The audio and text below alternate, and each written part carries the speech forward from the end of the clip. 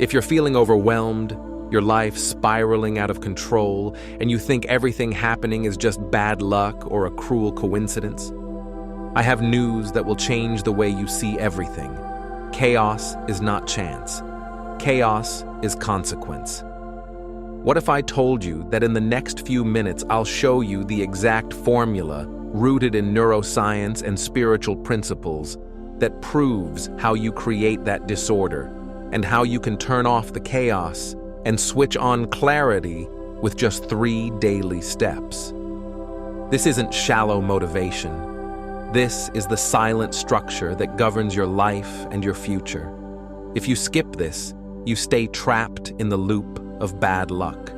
Stick around, because the first principle most people ignore starts now. Chaos unsettles us. It shakes our sense of safety, our routines, our illusion of control. But chaos is always an invitation. It appears when we fall out of alignment with the invisible principles that sustain life. Look closely. When your routines are disorganized, your sleep irregular, your choices scattered, life responds with more confusion. The outer world only reflects the disorder within. Chaos is not the enemy. It is a signal. It's pointing to the place that needs alignment. So pause and ask yourself, where in your life right now is chaos showing up? In your time, in your relationships, in your finances, or in your own mind, where no one else can see? Chaos is asking a question, and the answer begins with awareness. There are laws that hold everything in existence. You can ignore them, but you cannot escape them. Carl Jung called it synchronicity, moments that seem random but reveal a hidden order. Joe Dispenza explains how the mind collapses reality in the quantum field, and physics itself shows that unseen patterns govern even the smallest particle. Life works the same way. You don't break universal laws.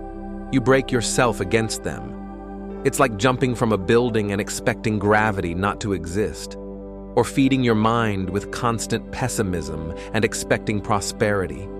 The consequences are inevitable. These invisible laws are like the background music of life. You can pretend not to hear it, or you can learn to move with the rhythm. Here's a truth most people resist. Your destiny is not shaped by the big decisions. It is shaped by the small choices you repeat, quietly, every single day. James Clear calls it the identity built by habits. You don't read an entire book at once. You read a page, then another, and another, and one day, new understanding lives within you. In the same way, you don't become anxious overnight. You feed your mind with tiny worries day after day until anxiety takes root. 5 minutes of reading builds more than 5 minutes of endless scrolling. One firm no to distraction carries more power than 1,000 good intentions. What you repeat in silence is what shows up in public. So, let me ask you, which invisible choices are you repeating that no longer serve you? Fear looks like an enemy, but in truth, fear is a compass. A distorted compass, yes, but one that points to what has not yet been learned. Neuroscience shows us this. The brain projects futures that don't exist. It fabricates images of rejection, failure, pain, and your body reacts as if they were already real. That's why your chest tightens at the thought of speaking in public, why you freeze in front of a new project. But listen closely. Fear is not a warning of danger. Fear is a signal of learning not yet embraced. When you step into it, your body discovers a new truth, and the compass begins to realign. Fear is not meant to be eliminated. It is meant to be walked through. If this level of clarity is hitting something you needed to hear, hit the subscribe button now. The revelation about what you consume and how it's stealing your peace is the next step. Let's go. Purification is not only about the body, it's about the unseen. It's about what you allow into your mind, your eyes, your ears, your heart. You are not only what you eat, you are what you consume in information. You are the conversations you repeat. You are the thoughts you feed. So ask yourself, what kind of content has been shaping my inner world? What voices am I allowing to echo inside me? Do they cleanse me or contaminate me? True purification begins when you filter the invisible, when you deliberately choose what is allowed to live inside your consciousness.